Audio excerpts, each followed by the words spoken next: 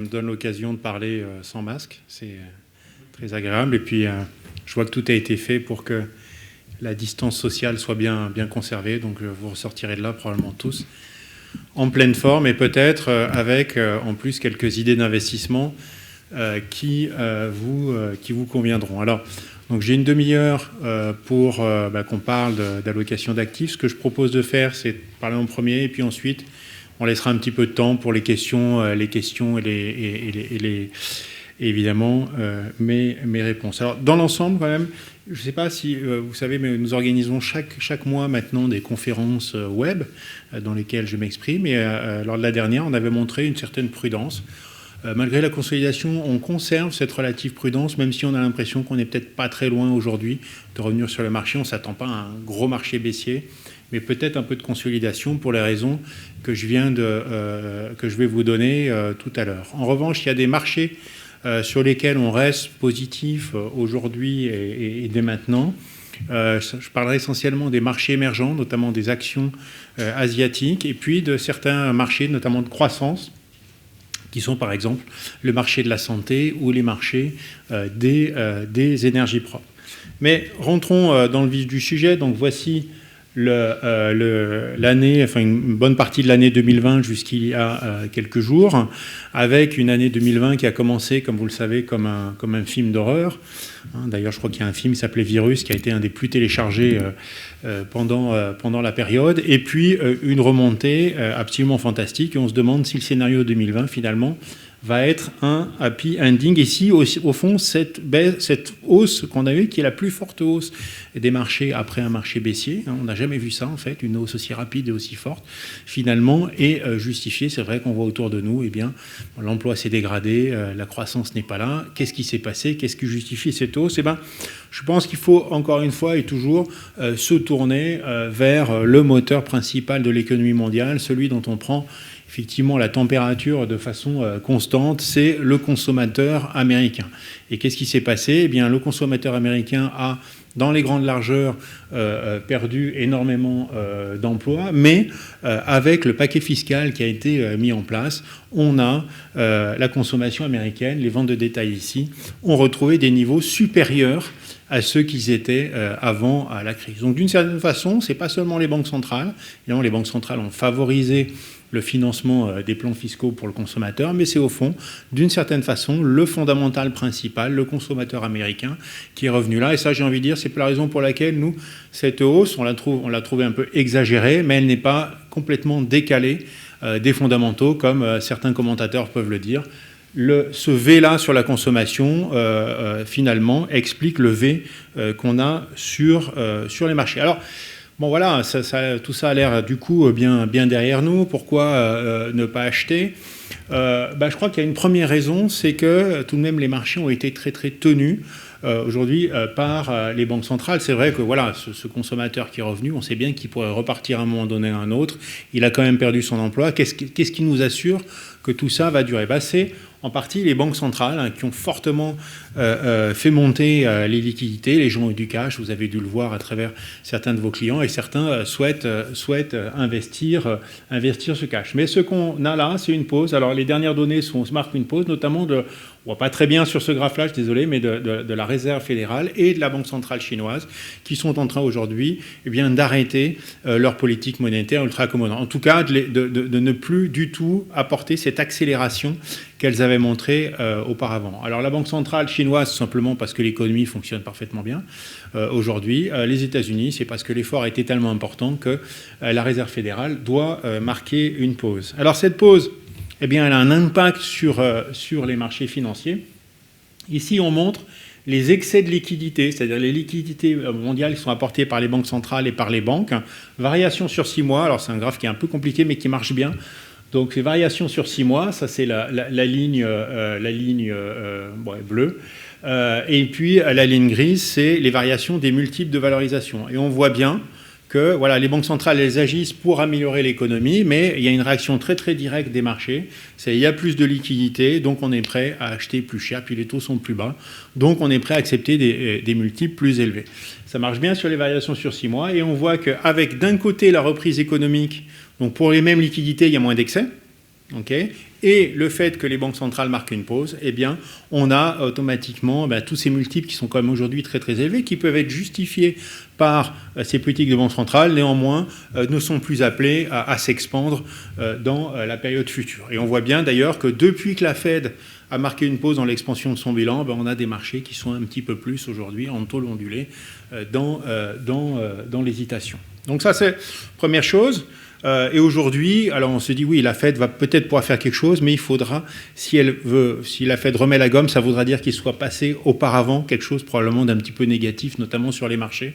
Donc on ne s'attend pas aujourd'hui à un très très fort support de la part des autorités monétaires américaines. Heureusement, la BCE prend le relais, mais la BCE a tout de même beaucoup moins de pouvoir que la Banque centrale qui gère le dollar. Et puis on commence à avoir aussi, alors ça c'est peut-être quelques cafouillages dans la transmission de la politique monétaire. Donc voilà, on fait une politique monétaire très accommodante, il y a des liquidités qui sont apportées aux banques. Les banques, est-ce qu'elles prêtent ou pas? Donc elles ont quand même plutôt prêté, on voit qu'il y a une belle croissance du crédit, notamment en Europe. Mais on voit bien que les intentions aujourd'hui des banques se sont un petit peu dégradées. C'est-à-dire qu'elles ont fortement prêté, voilà, parce qu'il y a eu beaucoup de besoins, parce qu'elles ont eu beaucoup d'incitations. Et puis maintenant, elles s'aperçoivent quand même, peut-être, c'est une interprétation, que les économies quand même vont peut-être pas si bien que ça, que le consommateur peut-être pourra lui aussi marquer une pause. Et que leurs bilans se sont quand même fortement dégradés. Donc potentiellement aussi, ça va être à surveiller, on va le voir. Des banques qui, en termes de transmission de politique monétaire, pourraient montrer un petit peu plus d'hésitation. Donc quelques doutes quand même aussi sur l'efficacité à moyen terme, en termes de fondamentaux, sur les politiques monétaires. Donc là, c'est les enquêtes auprès des banques, et quand ça va vers le bas, ça veut dire qu'on a moins envie de prêter. Alors deuxième chose, et ça c'est l'actualité aujourd'hui, c'est vrai que les banques centrales, ça n'a peut-être pas été, on est resté sous le choc de ces incitations absolument énormes, mais elles sont quand même en train de marquer une pause. Deuxième chose là, qui est évidemment le sujet du jour, ce sont les élections américaines.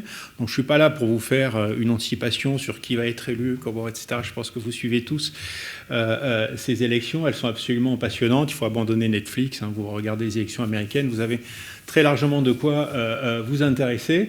Mais ce qu'on voit aujourd'hui, c'est qu'il y a des doutes essentiellement sur le package fiscal. Pour nous, c'est, je dirais, l'essentiel. Qui va être élu, Trump-Biden?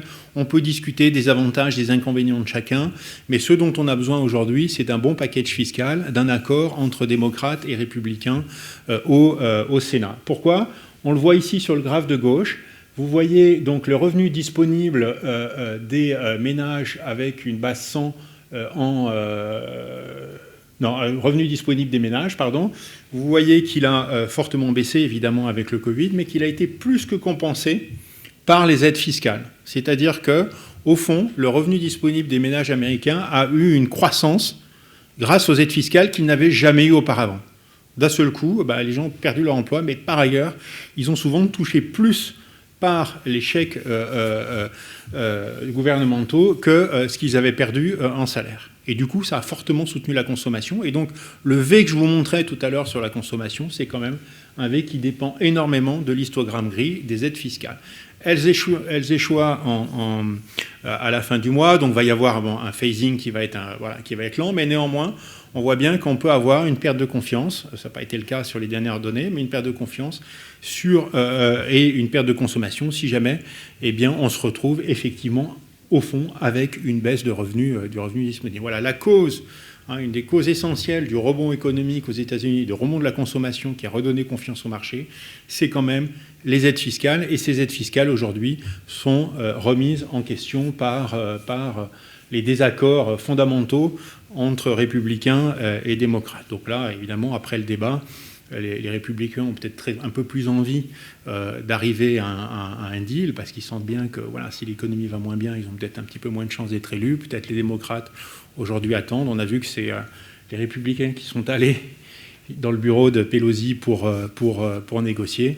Nous, on a le sentiment quand même que ça va être des négociations qui vont être particulièrement difficiles. Donc là aussi, il y a quand même un risque possible. Après, on parle de possibilité d'élections contestées, je dirais, on verra.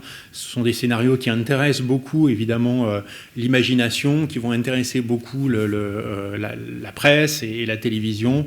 Voilà, je pense qu'il ne faut peut-être pas surestimer ce type de risque, mais en tout cas, on a le sentiment que c'est peut-être une histoire qui se racontera jusqu'en novembre et qui peut faire peur au marché.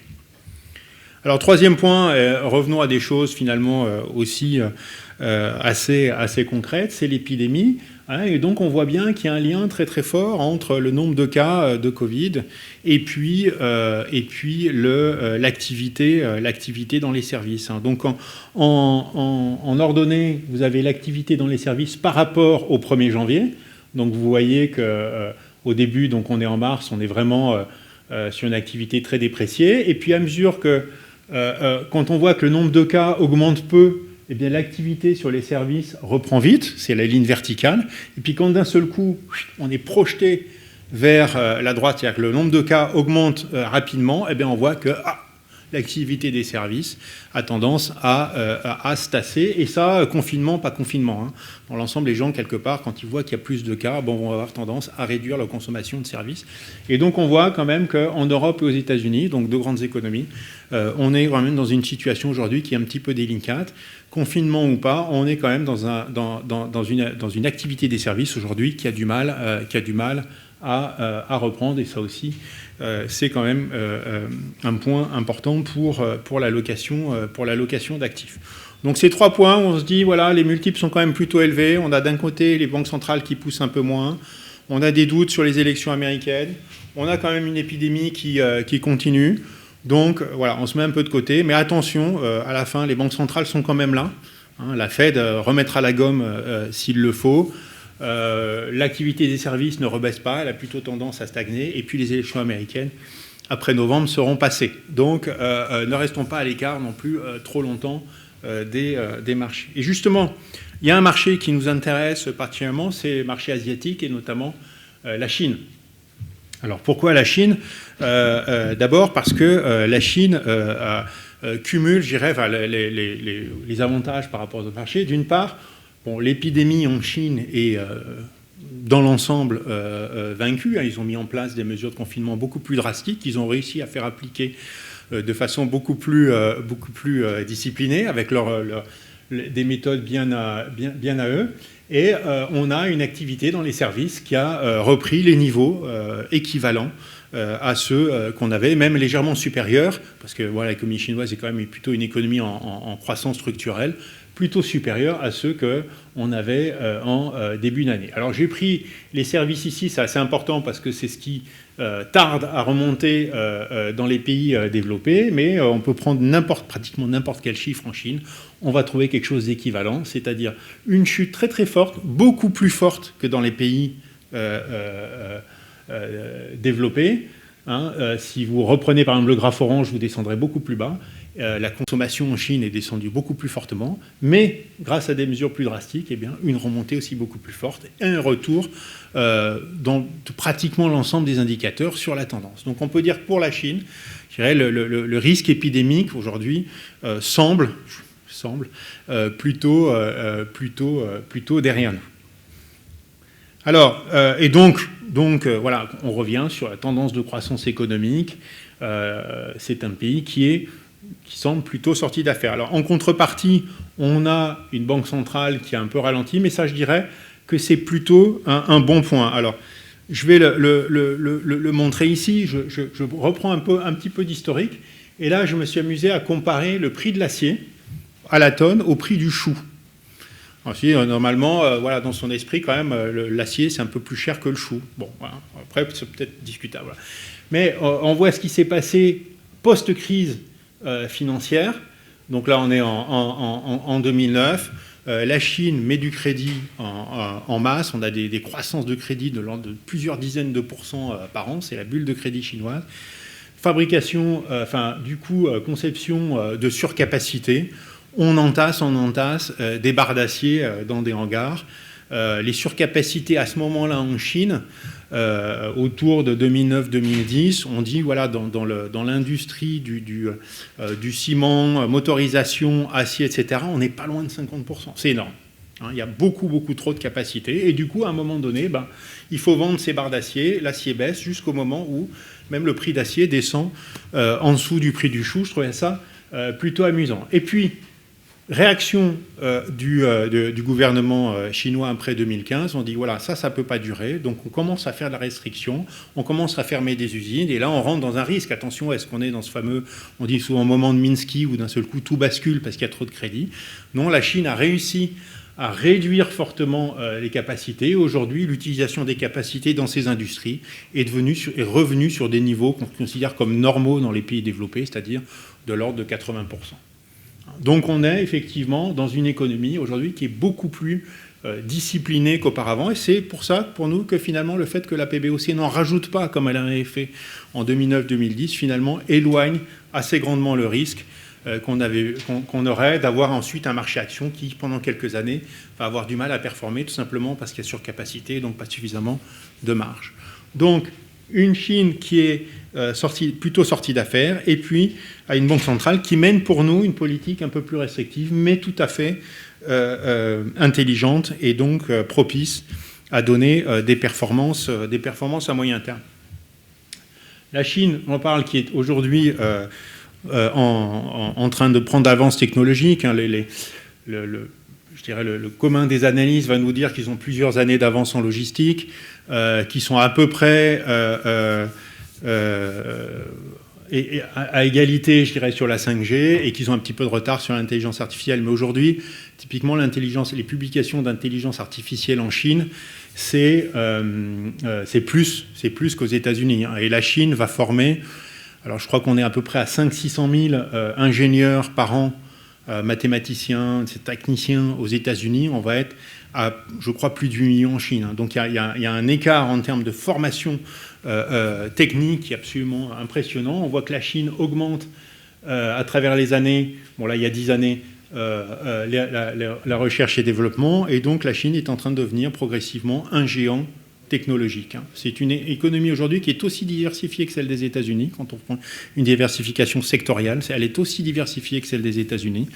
Donc voilà, c'est devenu une économie moderne qui progresse, qui a une croissance potentielle extrêmement importante et qui est sur des valorisations aujourd'hui qui sont très inférieures aux actions américaines ou aux actions européennes. Donc pour nous, véritablement,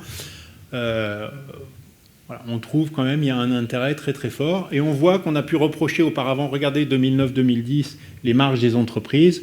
On est dans une forme de volatilité des marges due, d'abord elles augmentent parce qu'il y a, d'abord elles baissent, décembre 2008 c'est la crise, ensuite elles augmentent forcément parce que la croissance est complètement boostée, puis ensuite il faut payer cette croissance avec les marges qui baissent parce qu'il y a de la surcapacité. On voit que la Chine a réussi à reconstituer des marges dans ses entreprises.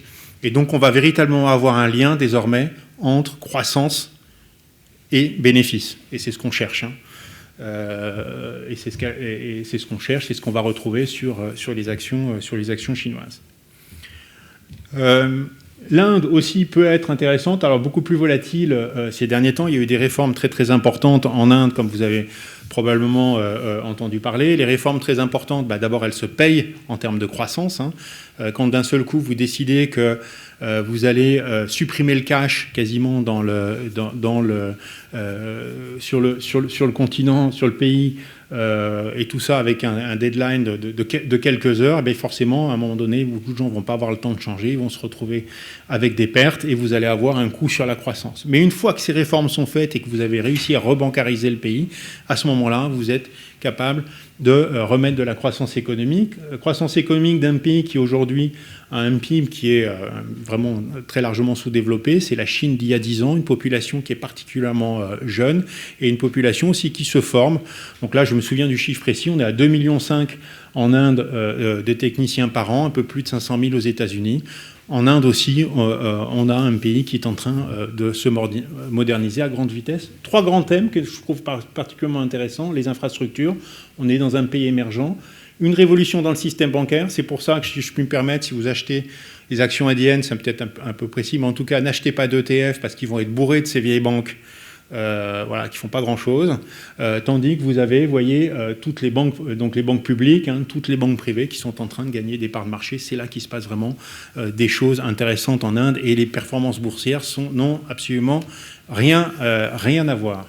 Et puis enfin, un pays qui va profiter aussi des nouveaux moyens et des nouvelles façons de travailler, donc avec un pays qui est leader dans l'outsourcing informatique, qui est très très fort dans l'outsourcing informatique. C'est une tradition en Inde, et vous avez des taux de croissance là-dessus qui sont particulièrement importants et qui pourraient accélérer encore, enfin réaccélérer, dû au fait qu'on va de plus en plus travailler à la maison et qu'il y aura besoin d'avoir des services cloud plus qu'avant. Alors, donc ça, voilà, ce sont je pense que c'est des thèmes assez intéressants, structurels, qui sont à la fois tactiques, parce que les valorisations sont correctes et que les économies sont vraiment là, elles sont bien placées dans le cycle, et puis structurelles sur le long terme. C'est un bon moyen aujourd'hui d'investir sur une croissance long terme qu'on n'a plus ou qu'on a presque plus aujourd'hui en Europe ou aux États-Unis. En Europe, nous, on va préférer quand même les actions européennes aujourd'hui aux actions américaines. Je dirais que la différence là est un petit peu moins importante. Tout simplement, on le voit ici, c'est un peu le tour de l'Europe. On a eu d'abord une relance plutôt forte aux États-Unis. Maintenant, elle est en train d'être mise en place en Europe. On voit que la transmission sur les banques est plutôt correcte. On voit que les plans ici qui ont été votés en pourcentage du PIB dans les différents pays sont absolument monstrueux. Et donc, on devrait avoir quand même un très très fort soutien de la croissance européenne. On a moins de problèmes politiques aujourd'hui, pour une fois, qu'aux États-Unis à l'approche des élections. Les valorisations aujourd'hui sont plutôt en faveur de l'Europe par rapport aux États-Unis. Et c'est vrai que nous, compte tenu du positionnement de marché, alors c'est pas très habituel chez Pictet, vous savez qu'on est plutôt investi sur les valeurs de croissance. En général, là, on a un petit peu quand même réduit nos valeurs de croissance pour aller plus sur des valeurs un peu sous-valorisées de façon tactique. Et donc l'Europe, quand même, est un vivier de ces valeurs beaucoup plus important que les États-Unis. Alors, des secteurs maintenant qui nous paraissent intéressants. Donc nous, on reste sur le secteur de la santé. Donc on parlait de valeurs de croissance, de grandes tendances. Je pense que c'est intéressant de voir. Moi, j'adore ce graphe à gauche. Je le trouve absolument extraordinaire et très démonstratif. C'est les bénéfices, tout simplement, les profits par action sur le secteur de la santé et les profits par action sur le MSCI World. Et je crois qu'une fois qu'on a vu ça, on a un petit peu tout dit sur le secteur de la santé, pour ceux qui ne sont pas encore très investis sur ce secteur-là. Bon, il y en a d'autres qui montrent comme ça des croissances très solides et très régulières, mais vous avez un profit par action qui croît beaucoup plus vite et de façon beaucoup plus régulière. Beaucoup plus régulière, on le sait, parce que même en période de récession, on va quand même essayer de se soigner. Évidemment, c'est beaucoup moins cyclique. Et pourquoi une croissance aussi plus forte ? Vieillissement de la population, développement des pays émergents qui vont de plus en plus se soigner, et puis hélas aussi d'avoir des traitements de plus en plus long terme, parce qu'il y a une obésité qui augmente fortement dans les pays émergents, et donc du coup des problèmes cardiaques, des problèmes notamment de diabète. Et puis l'innovation avec tous ces nouveaux traitements qui quand même continuent d'affluer sur le marché et de créer des profits pour ces entreprises qui arrivent à les inventer.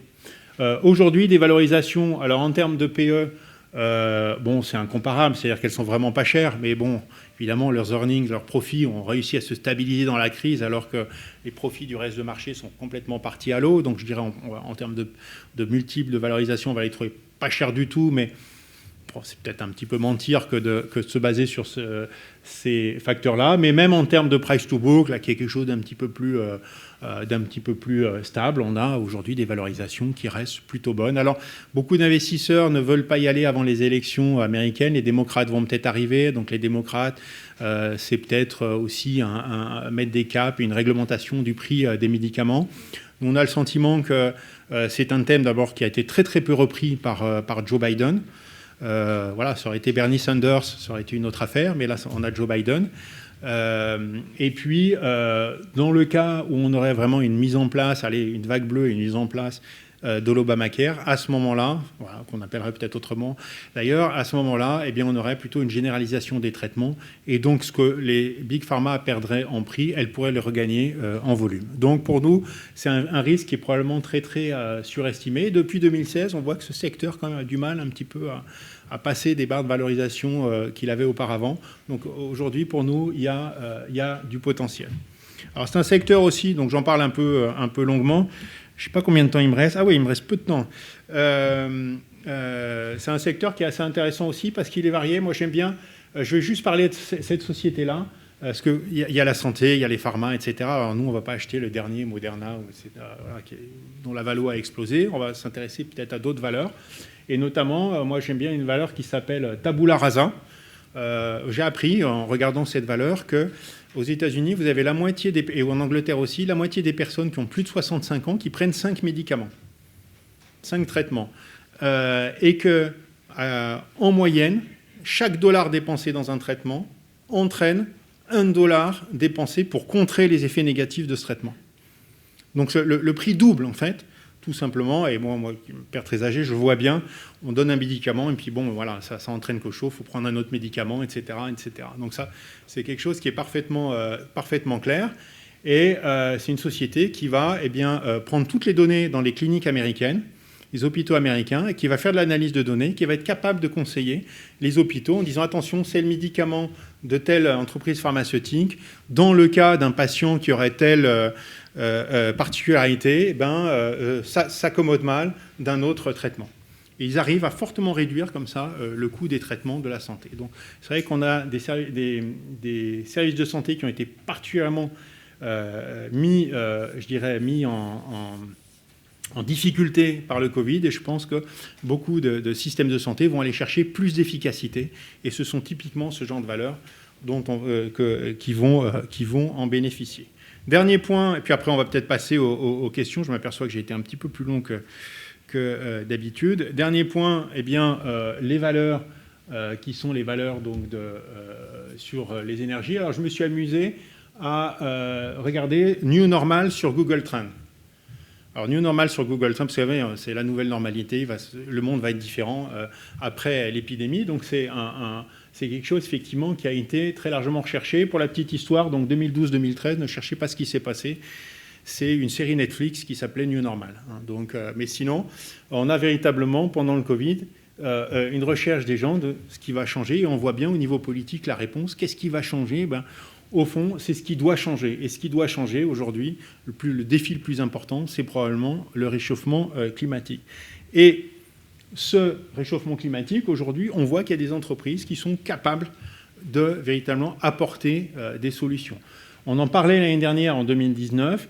On commence à avoir, dans le solaire, dans l'éolien, des coûts de production, y compris le stockage, qui commencent à être inférieurs au coût des carburants et des hydrocarbures classiques dans, aujourd'hui, je dirais, la plupart des régions. Donc il y a véritablement aujourd'hui la possibilité, peut-être certains ici ont une voiture électrique, ils voient, moi j'en ai une, à quel point finalement c'est tout à fait commode en fait, et en termes de consommation peu cher, il y a la possibilité de passer relativement rapidement sur une production de carbone très inférieure. On a en plus des politiques qui sont manifestement très très fortement enclins à promouvoir ces activités-là. On a aujourd'hui des mouvements, enfin, à chaque élection, on voit bien que les écologistes font un carton. Donc véritablement, cette tendance qu'on a vue sur les énergies propres et sur l'environnement, pour nous, est une tendance très très forte pour les années futures et qui va bénéficier aux entreprises qui sont sur ce secteur-là. Ouais, je vais passer là. Marie, est-ce que tu sais que si on doit quitter la salle à la minute, à 14h30, ou si on a un petit peu de temps pour les questions? Très peu de temps. Ah, parce qu'ils doivent désinfecter la salle, d'accord. Écoutez, ce que je vais faire peut-être, c'est ouvrir aux questions. Si vous avez des questions sur les taux, ou sur l'or, sur le dollar, ou sur ce que j'ai dit, comme ça, ça permettra de vous laisser un petit peu la parole et de voir si vous avez des remarques. Ouais. Vous avez évoqué la Chine plus que l'Inde. Or, actuellement, les Américains ont tendance, pour contrer la Chine, à s'intéresser à l'Inde, fortement. Ouais. Est-ce que ce n'est pas, à terme, l'Inde qui va être plus intéressante que la Chine? Alors, je pense qu'en termes de croissance bénéficiaire, en termes de croissance, l'Inde va très largement surperformer la Chine. On est aujourd'hui sur des niveaux de PIB par habitant qui sont très faibles. Voilà, c'est un pays qui se modernise à grande vitesse. Il y a eu, avec Modi, enfin, on a un gouvernement qui met en place des réformes qui rendent l'économie indienne beaucoup plus efficace. Donc il y a un énorme potentiel.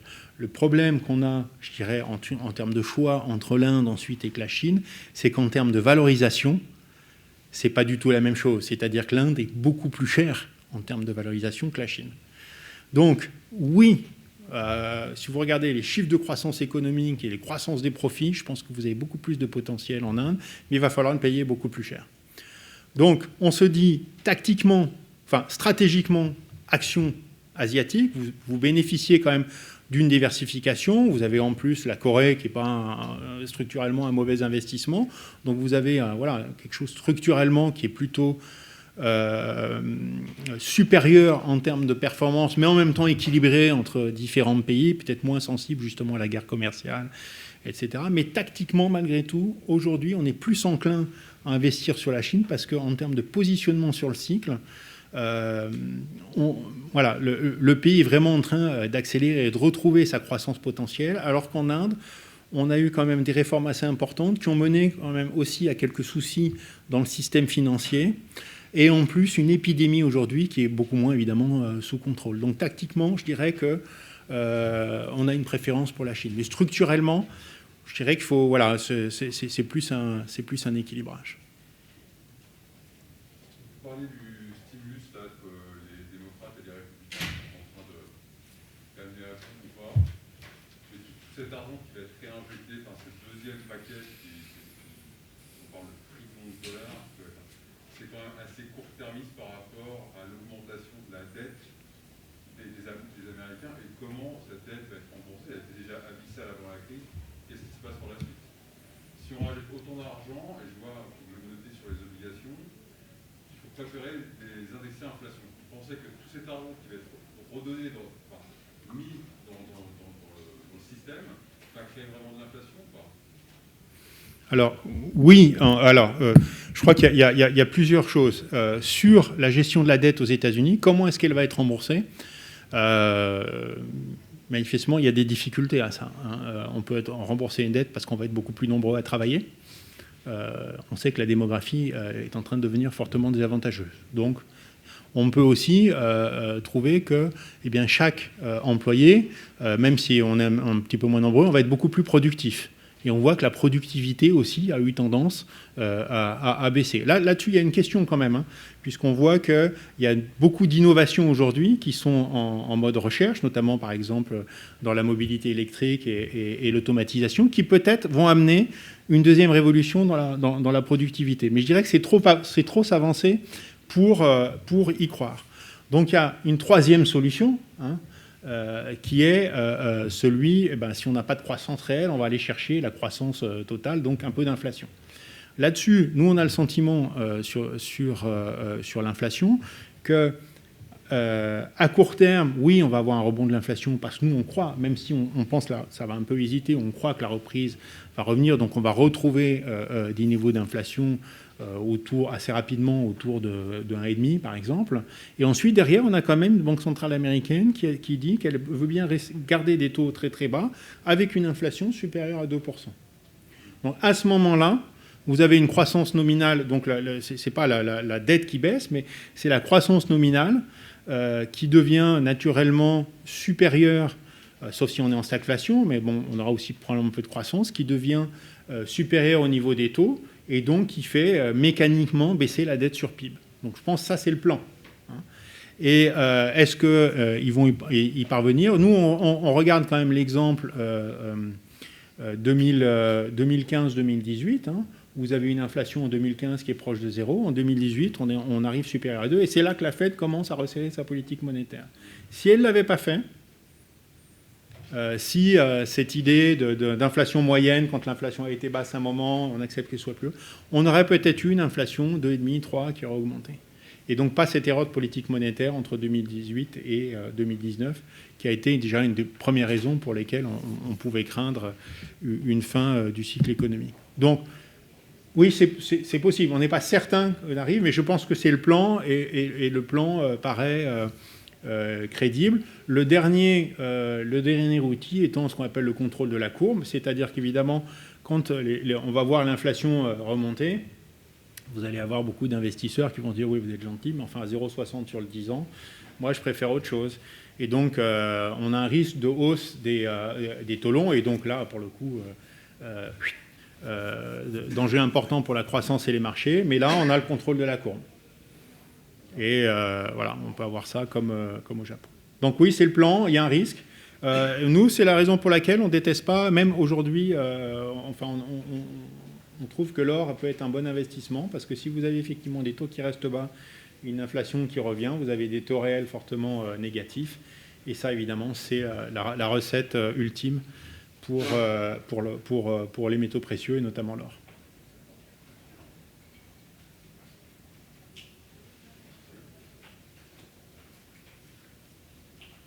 Des actions eurozone, vous pensez qu'elles vont monter quand même ou pas? Alors, je pense qu'elles vont consolider un peu encore avec les actions américaines, puisque bon, il y a une corrélation quand même sur des périodes courtes qui est assez forte. Mais aujourd'hui, les niveaux de valorisation nous paraissent tout à fait corrects. On a des plans de relance qui sont importants, une banque centrale qui est qui est totalement avec nous. Donc oui, on pense que, je dirais, nous, voilà, si on a un horizon d'investissement à 1 an, on achète aujourd'hui les actions eurozone. Là, on préfère attendre parce qu'on est un petit peu plus tactique en fait. Voilà. Mais il n'y a pas aujourd'hui sur ces niveaux de valorisation gros danger pour nous à investir sur les actions eurozone, avec une BCE et des autorités fiscales qui aujourd'hui sont extrêmement généreuses.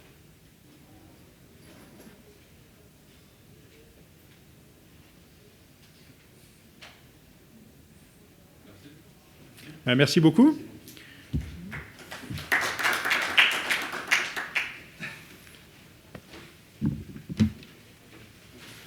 On va laisser la place pour